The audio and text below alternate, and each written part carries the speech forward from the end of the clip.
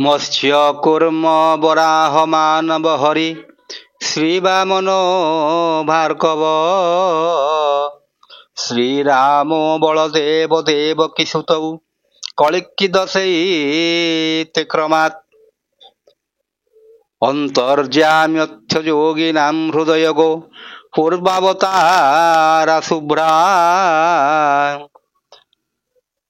श्रीरंगादि समस्त धाम निलया कुर्वंस्तुते मंगलम। जय जगन्नाथ। मु ज्योतिर्विद चंद्रशेखर नायक मोर चैनल ज्योतिषर जातक को आपण मानंको मोर अंतरर गभीरतम प्रदेशरु स्वागत जनाउछि। बंधुगण, जगतर नाथ जगन्नाथ समस्तंको भलरे रखंतु, सुस्थ और निरामयता प्रदान करंतु, दीर्घायु और यशस्वी करंतु। हौ आमे देखिबा जे कुंभ राशि रो व्यक्ति विशेष माने बहुत उच्च स्तर व्यक्तित्व होइथांती। सेमाने गोटिए जिनिस को सबले प्रायोरिटी देइथांती, तांकर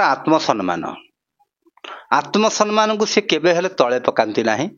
आ एई प्रकार व्यक्ति विशेष बहुत बड़ बहुत धनिक श्रेणीर व्यक्ति, जो माने धनी मानी ज्ञानी ये टाइप रो व्यक्ति सब थांती कुंभ राशि रो व्यक्ति विशेष। ताहले बंधुगण, आमे जानिबा पूर्वरु देखंतु, जदि आपणक जातकटी रे एई पर्टिकुलर जगाटी रे चंद्र लेखा जाइछंती, ताहले आपण जानिबे आपणकर होउची कुंभ राशि। आउ एठी लेखा हेतिबो 23/11 बा 24/11 बा 25/11, ताहले आपण जानिबे आपणकर कुंभ राशि हेइछंती। ठीक अछि।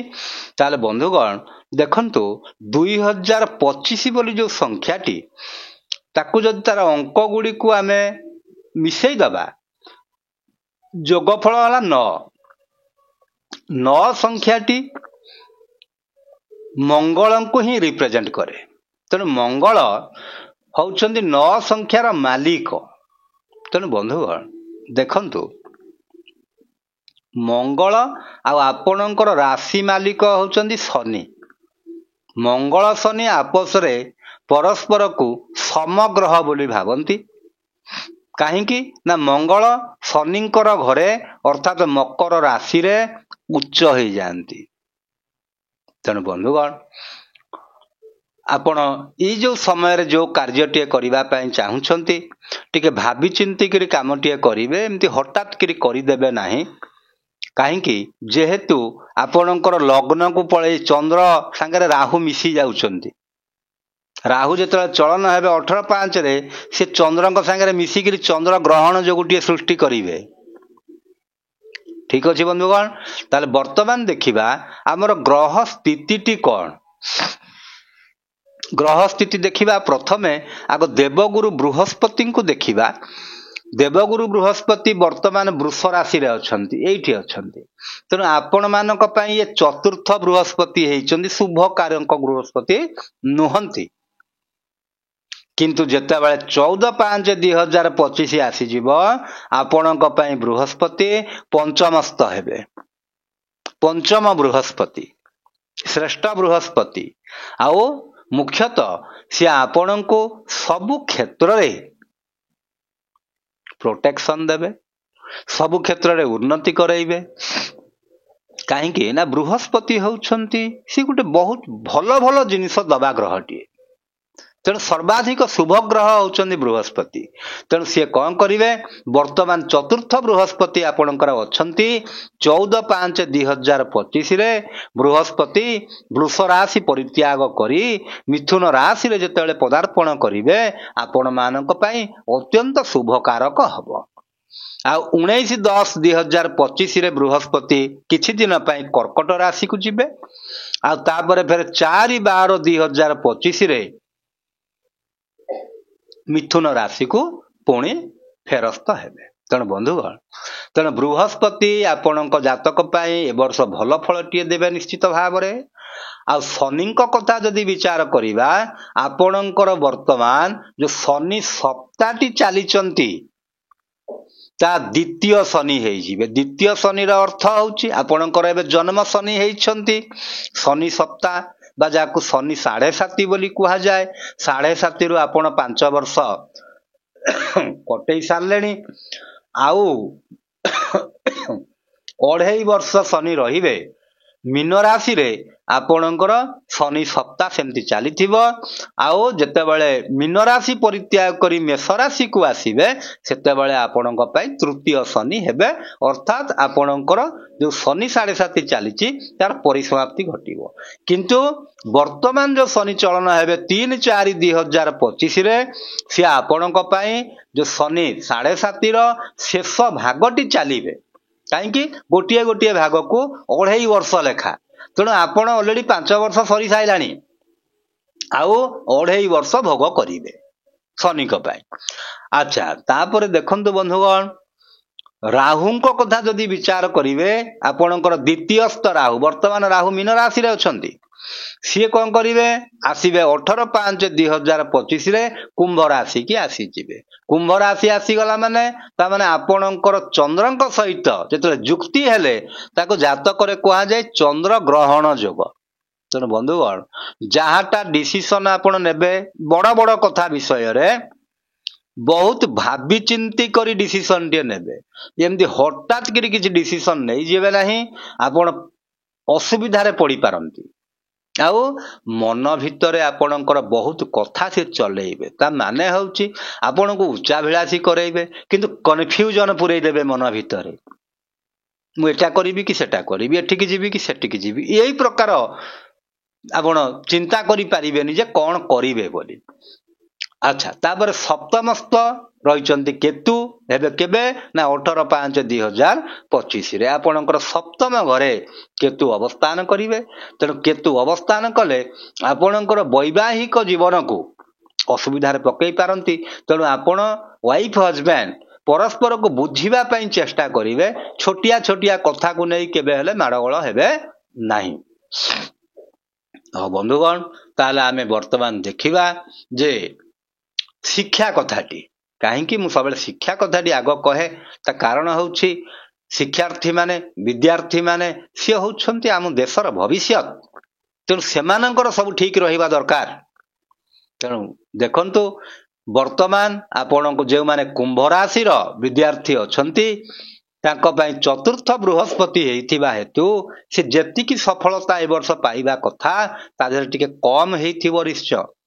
ଆଉ କିନ୍ତୁ ଯେତେବେଳେ 14/5/2025 ହେଇଯିବ, ବୃହସ୍ପତି ଯେତେବେଳେ ମିଥୁନ ରାଶିକୁ ଗମନ କରିବେ, ଆପଣଙ୍କ ରାଶି ପାଇଁ ପଞ୍ଚମ ବୃହସ୍ପତି ହେଇଥିବା ହେତୁ ଆପଣ ସଫଳତାର ଶୀର୍ଷରେ ପହଞ୍ଚିବେ। କିନ୍ତୁ ଏତିକି ବନ୍ଧୁଗଣ, ରାହୁ ଯେହେତୁ ବୃହସ୍ପତିଙ୍କୁ ଦେଖୁଛନ୍ତି, ବୃହସ୍ପତି ରାହୁଙ୍କୁ ଦେଖୁଛନ୍ତି, ତେଣୁ ଇଏ ଗୋଟେ ଗୁରୁଚାଣ୍ଡାଳ ଯୋଗ ସୃଷ୍ଟି ହେଉଛି। ଗୁରୁଚାଣ୍ଡାଳ ଯୋଗ ସୃଷ୍ଟି ହେଲେ ଆପଣ ଶିକ୍ଷା କ୍ଷେତ୍ରରେ ତାର ବେଶୀ ପ୍ରଭାବ ପଡେ। ତେଣୁ ଆପଣ ଗୋଟେ କାମ କରିବେ, ସବୁବେଳେ ଶିକ୍ଷାକୁ ଶିକ୍ଷା ବୋଲି ଭାବିବେ, ଶିଖିବା ପାଇଁ ସବୁବେଳେ ଚାହିଁବେ। ଖାଲି ଚାହିଁବେନି ଯେ ମୁଁ କେମିତି ଗୋଟେ ପାସ୍ କରି ଗୋଟେ ସାର୍ଟିଫିକେଟଟେ ପାଇବି, ନା, ପାଠଟାକୁ ପାଠ ଭଳିଆ ପଢନ୍ତୁ, ତାହେଲେ ଯାଇକରି ଆପଣଙ୍କ ପାଇଁ ଠିକ ରହିବ। ଆଚ୍ଛା, ତାପରେ ବନ୍ଧୁଗଣ ଦେଖନ୍ତୁ, ଆଉ ଯୋଉମାନେ ଉଚ୍ଚଶିକ୍ଷା ଲାଭ କରିବା ପାଇଁ ଚାହୁଁଛନ୍ତି ସେମାନେ ତାଙ୍କ ପାଇଁ ବହୁତ ଭଲ ରହିବ ସମୟଟି। ସେମାନେ ଉଚ୍ଚଶିକ୍ଷା ଲାଭ କରିପାରିବେ। ଆଉ ଯୋଉମାନେ ଚାକିରି ବାକିରି କରିବା ପାଇଁ ଚାହୁଁଛନ୍ତି, ଯେଉଁ ଯୁବକ ଯୁବତୀ ମାନେ, ତାଙ୍କ ପାଇଁ ମଧ୍ୟ ସୁଯୋଗ, ନିଯୁକ୍ତିର ସୁଯୋଗ ସୃଷ୍ଟି ହେବ। ଚାକିରି ବାକିରି ମଧ୍ୟ ସେମାନେ କରିପାରିବେ। କେବେ? 14/5/2025 ପରେ ସେମାନେ ଚେଷ୍ଟା କରନ୍ତୁ, ଚାକିରିଟିଏ ନିଶ୍ଚୟ ପାଇପାରିବେ।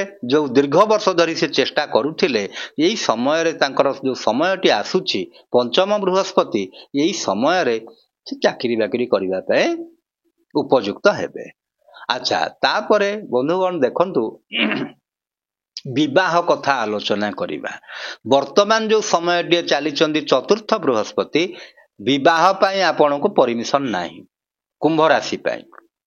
ଆଉ ମୁଖ୍ୟ କଥା ହେଉଛି ଯେହେତୁ ଶନି 7.5 ଚାଲିଛନ୍ତି ଆଉ ବୃହସ୍ପତି ଚତୁର୍ଥ ଘରେ ଅଛନ୍ତି, ବିବାହ ପାଇଁ ସମୟଟିଏ ନାହିଁ। କେତେ ଦିନ ପର୍ଯ୍ୟନ୍ତ? ନା 14/5/2025 ପର୍ଯ୍ୟନ୍ତ। 14/5/2025 ପରେ ତାଙ୍କର ବିବାହ ପାଇଁ ସମୟଟି ଆସିଯାଉଛି। ଆପଣ ଏହି ସମୟରେ ନିଶ୍ଚିତ ଭାବରେ ବିବାହ କାର୍ଯ୍ୟ କରିପାରିବେ। ତେଣୁ ବହୁତ ଦିନ ଧରି ଯେଉଁ କୁମ୍ଭ ରାଶି ପାଇଁ ବ୍ୟକ୍ତି ବିଶେଷ ଯେଉଁମାନେ ବାହାଘର ହେବା ପାଇଁ ସେମାନେ ଚେଷ୍ଟା କରୁଛନ୍ତି, 4 ବର୍ଷ 5 ବର୍ଷ 3 ବର୍ଷ ହେଲାଣି ଫେଲୁଅର ହେଉଛନ୍ତି, ସେ ଏଇ ଟାଇମରେ ବାହାଘରଟି ତାଙ୍କର ହେବାର ବହୁତ ସମ୍ଭାବନାଟିଏ ଅଛି। ଆଚ୍ଛା, ତାପରେ ବନ୍ଧୁଗଣ ଦେଖନ୍ତୁ, ଇଏ ଗଲା ବିବାହ କଥାଟିଏ। ସନ୍ତାନ କଥା ବିଚାର କରିବା। ଯେହେତୁ ବୃହସ୍ପତି ପଞ୍ଚମସ୍ଥ ହେବେ, ଆପଣ ସନ୍ତାନ ପାଇଁ ପ୍ଲାନିଂ କରିପାରିବେ କେବେ? 14/5/2025 ପରେ ଆପଣ ସନ୍ତାନ ପାଇଁ ପ୍ଲାନିଂ କରିପାରିବେ, ଆଉ ସନ୍ତାନଟିଏ ମଧ୍ୟ ଲାଭ କରିପାରିବେ। ଆଉ ଯେଉଁ ବ୍ୟକ୍ତିଙ୍କର ସନ୍ତାନ ଅଛନ୍ତି, ସନ୍ତାନଙ୍କର କାର୍ଯ୍ୟକଳାପରେ ଏବେ ଯେଉଁ ଛୁଆ ପିଲାମାନେ ଆପଣଙ୍କର ପାଠ ପଢୁଛନ୍ତି, ଆପଣଙ୍କ ମନ ଭିତରେ ଗୋଟେ କୋଉଠି ନା କୋଉଠି ଗୋଟେ ରହିଯାଉଥିବ ଯେ ନାଇଁ ମୋ ଛୁଆଟା ଆଉ ଟିକେ ଅଧିକା ଭଲ କରିପାରିଥାନ୍ତା। ସେଇ ସମୟଟି ଆପଣଙ୍କର ଆସିଯିବ ମେ ମାସକୁ। ସେଇ ସମୟରୁ ଆପଣ ନଜର କରିବେ ଆପଣଙ୍କର ଛୁଆ ପିଲାମାନଙ୍କୁ। ସେମାନେ ନିଶ୍ଚିତ ଭାବରେ ପାଠ ପଢା ପ୍ରତି ଅଧିକ ଗୁରୁତ୍ୱ ଦେଇଛନ୍ତି। ପାଠ ପଢାକୁ ସେ ନିଜର ବୋଲି କରିଛନ୍ତି। ଯିଏ ପାଠକୁ ଭଲ ନ ପାଏ, ପାଠ ତାର ହୁଏ ନାହିଁ। ପାଠକୁ ଭଲ ପାଅ, ତାହେଲେ ଯାଇକିରି ପାଠ ହବ। ଆଉ ଯଦି ପାଠକୁ ଡରିବ, ତାହେଲେ ପାଠ ତମର ହବ, ପାଠ ତମଠାରୁ ଦୂରେଇ ଯିବ। ତେଣୁ ବନ୍ଧୁଗଣ, ଏଇ ଯୋଉ ସମୟରେ ଯଦି ବୃତ୍ତି କଥାଟି ଆମେ ଆଲୋଚନା କରିବା, ଯେଉଁ ବ୍ୟକ୍ତି ବିଶେଷ ମାନେ ଚାକିରି କରିଛନ୍ତି, ମୁଖ୍ୟତଃ ସରକାରୀ ଚାକିରି କରିଛନ୍ତି, ତାଙ୍କ ପାଇଁ ଏଇ ସମୟଟି ଟିକେ କଷ୍ଟକର ହଉଥିବ ନିଶ୍ଚୟ। କାହିଁକି? ଶନି 7.5 ଚାଲିଛନ୍ତି। ଶନି ଚାହାନ୍ତି ବ୍ୟକ୍ତି ବିଶେଷ ପରିଶ୍ରମ କରନ୍ତୁ। କାହିଁକି ନା ପରିଶ୍ରମ କଲେ ସେ ଯିଏ ଯୋଉ ଡିପାର୍ଟମେଣ୍ଟରେ ଅଛନ୍ତି, ସେ କାମଟି ଭଲ କରିବାକୁ ଶିଖିବେ। ଦ୍ୱିତୀୟ କଥା ହେଉଛି, ପରିଶ୍ରମ ଆପଣ ଯେତିକି କରୁଥିବେ, ଯେତିକି ଆଶାଟି କରୁଥିବେ, ସେତିକି ଆପଣଙ୍କର ହଉନଥିବ। ବନ୍ଧୁଗଣ, ଗୋଟେ କଥା ଅଛି, କର୍ମଣ୍ୟ ବାଧିକାରସ୍ତେ ମା ଫଳେଷୁ କଦାଚନ। ଆପଣ କର୍ମ କରିଯାଆନ୍ତୁ, ପ୍ରତ୍ୟେକ କର୍ମର ଗୋଟେ ଫଳ ନିଶ୍ଚିତ ଅଛି। ଆଉ କେତେ ବ୍ୟକ୍ତି ଅଛନ୍ତି, ସେ କର୍ମ ନ କରିକିରି ଫଳକୁ ଆଶା କରିଥାନ୍ତି। ତେଣୁ ସେଇ ପ୍ରକାର ବ୍ୟକ୍ତି ବିଶେଷଙ୍କ ପାଇଁ ଏଗୁଡ଼ିକ ଯେମିତି ଦିବା ସ୍ୱପ୍ନ ଭଳିଆ, ସଫଳତାଟା ତାଙ୍କ ବହୁତ ପଛରେ ଅଛି। ତେଣୁ ପରିଶ୍ରମ କରନ୍ତୁ, ତାହେଲେ ଯାଇକିରି ଶନି ଯୋଉ 7.5 ଚାଲିଛି ଆପଣଙ୍କ ପାଇଁ ଶୁଭ ସାବ୍ୟସ୍ତ ହବ। ଆଉ ଯଦି ଆପଣ ଖାଲି ସର୍ଟକଟ ବାଟରେ ଯିବାକୁ ଚାହିଁବେ, ନାହିଁ, ସର୍ଟକଟ ବାଟରେ ଗଲେ ଶନି ଫଳ ଦେବେ ନାହିଁ। ଶନି ଚାହାନ୍ତି ବ୍ୟକ୍ତି ବିଶେଷ ପ୍ରପର ୱେରେ ଯାଆନ୍ତୁ। ଜଜ୍ ଆପଣଙ୍କ କଥା ଖାଲି ଶୁଣୁ କଣ ଖାଲି ରାୟ ଦେଇ ଦେଉଛନ୍ତି? ନା, ସେ ବହୁତ ଭାବିବେ, ବହୁତ ବହି ଖୋଜିବେ, ବହୁତ ଆଇନ କାନୁନ ଧାରା ଜାଣିବେ, ତାପରେ ଯାଇକିରି ରାୟ ଶୁଣେଇବେ ନା। ଆଉ ତେଣୁ ବନ୍ଧୁଗଣ, ଯେଉଁମାନେ ସରକାରୀ ଚାକିରିରେ ଅଛନ୍ତି, ସେମାନଙ୍କ ପାଇଁ ଯେତିକି କଷ୍ଟ ହବ ଚାକିରିଟି, ଯେଉଁମାନେ ବେସରକାରୀରେ ଅଛନ୍ତି, କର୍ପୋରେଟ ସେକ୍ଟରରେ କାମ କରୁଛନ୍ତି, ସେମାନଙ୍କ ପାଇଁ ଏ ବର୍ଷଟି ବହୁତ କଷ୍ଟକର ହବ। ତା ମାନେ ହେଉଛି ବହୁତ ପରିଶ୍ରମ କରିବେ ସେମାନେ। ପରିଶ୍ରମ କରିବେ ସତ, କିନ୍ତୁ ଯେତିକି ଫଳ ପାଇବା କଥା ସେତିକି ପାଇପାରନ୍ତି, ବା ତାଠାରୁ କମ ପାଇପାରନ୍ତି, ଅଧିକା ପାଇପାରିବେ ନାହିଁ। ଆଉ ମୁଖ୍ୟ କଥା ହେଉଛି, ଯେହେତୁ ଆପଣଙ୍କର ରାହୁ ଚନ୍ଦ୍ରଙ୍କ ସାଙ୍ଗରେ ରହିଛନ୍ତି, ସିଏ ଆପଣଙ୍କର ମନଟିକି ବିଷାକ୍ତ କରିଦେବେ। ତା ମାନେ ହେଉଛି କଣ ନା, ଆପଣଙ୍କର ମନ ସବୁବେଳେ ଚଳଚଞ୍ଚଳ ରହିବ, ମନରେ ମୋଟେ ସ୍ଥିରତା ଆସିବ ନାହିଁ। ତେଣୁ ରାହୁଙ୍କ ପାଇଁ ଆପଣ ପ୍ରତିକାରଟିଏ କରିବେ। ମୁଁ ଯେଉଁ ପ୍ରତିକାର ଗୁଡ଼ିକ ଆଗରୁ ସବୁ କହିଛି ଗ୍ରହମାନଙ୍କର, ଆପଣ ସେ ଭିଡ଼ିଓ ଗୁଡ଼ିକ ଫଲୋ କରିପାରିବେ। ରାହୁଙ୍କ ପାଇଁ ପ୍ରତିକାର କରିବେ, ଶନିଙ୍କ ପାଇଁ ବି ପ୍ରତିକାର କରିବେ। ତା ଯଦି ଆପଣଙ୍କ ଜାତକ ପାଇଁ ଶନି ଗୋଟିଏ ଉପକାରୀ ଗ୍ରହ, ତାଙ୍କ ପାଇଁ ବୀଜ ମନ୍ତ୍ର ଜପ କରିପାରିବେ, ପୂଜା ପାଠ କରିପାରିବେ। ଆଉ ଯଦି ଅକାରକ ଗ୍ରହ ହେଇଛନ୍ତି, ତାହେଲେ ଆପଣ ତାଙ୍କ ପାଇଁ ଦାନଟି କରିପାରିବେ। ଆଚ୍ଛା, ତାପରେ ଯେଉଁମାନେ ଗୃହିଣୀ ଅଛନ୍ତି, ହାଉସ ୱାଇଫ୍, ସେମାନଙ୍କ ପାଇଁ ଏ ବର୍ଷଟି 3/4/2025 ପର୍ଯ୍ୟନ୍ତ ସମୟଟି ସେତେ ଭଲ ନୁହଁ। ଆଉ ମୁଖ୍ୟତଃ 14/5/2025 पर्यंत समय तांको टिके बहुत परिश्रम पड़िबो।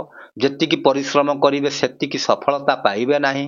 जेतिकी प्रशंसार पात्र हवा कथा सेतिकी प्रशंसार पात्र हेबे नाही। किंतु 14/5/2025 हेगले तापरे तांकर आसीगला सफलतार समयटी। प्रशंसा पाइबे, सब किछि पाइबे, परिवार स्नेह श्रद्धा आदर गौरव तांको सब किछि मिलिबो। आ संतान मानकर खुशी रे से अत्यधिक खुशी रहिबे। अच्छा बंधुगण, आ जो माने बड़ बड़ व्यवसाय करुछंती जेमति कॉन्ट्रैक्टर, रियल एस्टेट, राजनीति एई प्रकार जो जिंस गुड़िक करुछंती टिके सावधानतार सह करिवे बंधुगण। एमती हठात करी किछि जिंस करि पकेइबे नाही कि कौनसी भूल काम केबे करिवे नाही जानी शुणी करी। जदि भूल काम करिवे जोटा नखरे छिंडिबा जिनिसटिए सेतेकु कुराड़ी कटुरी लगेइबाकू पड़िबो। तेणु बंधुगण सावधान होइथिबे। आ कौनसी शारीरिक विकलांग लोक, दुस्त लोक, गरीब लोक एमानकु केबे हेले हैरान हरकत करिवे नाही कि तांकु दरकार पड़े टिके साहाय्य करिवे। ताहले शनि ग्रह आपनकु भल फल निश्चित भाव में देबे। आ सप्तम घरटी जेहेतु लाइफ पार्टनर घर केतु अछंती चंद्रଙ୍କ ठारू सप्तम घर, तेणु आपणकर दाम्पत्य जीवन रे टिके संदेह सृष्टि हेई पारे, झगड़ा झाटी भी सृष्टि हेई पारे बेले बेले। तेणु से जिनस गुडी को इग्नोर करी जे बंधुगण मन रखंतु। सबु कथा को धरी बसिले संसार चले ना। तेणु जदि कार भूल हो जाइछि त बुझेइबाकू चेष्टा करंतु। कौनसी प्रकार मनमालिन्य हुअंतु नाही, मतभेद हुअंतु किंतु मनांतर हुअंतु नाही। बंधुगण आ स्वास्थ्य विषय जदि कहिबा, कुंभ राशि व्यक्ति विशेषଙ୍କ ପାଇଁ स्वास्थ्य क्षेत्र रे शनि जेहेतु द्वितीय घरे रही करी से अष्टम घर टिके देखुछंती, आपण माने टिके सावधान हेइथिबे स्वास्थ्य ପାଇଁ। मुख्यतः जो माने परिणत बयस रे पहुंची गलेनी सेमानक ପାଇଁ गोड़ा देह हाथ घोड़ा बिंधा हवा, आउ मुख्यतः मुंड सब विचलित रहिबा, एई भली जिनसटी सृष्टि हबो। तेणु आपण माने ए प्रति जत्न नै करी यदि रहिबे ताहले निश्चित भाव रे आपण भलरे रही पारिबे। हा बंधुगण, मु भाबुची आपण माने बुझी सारिबेनी। भल लागिथिले लाइक करिवे, शेयर करिवे, सब्सक्राइब करिवे। एतिकिरे रहिली बंधुगण। जय जगन्नाथ।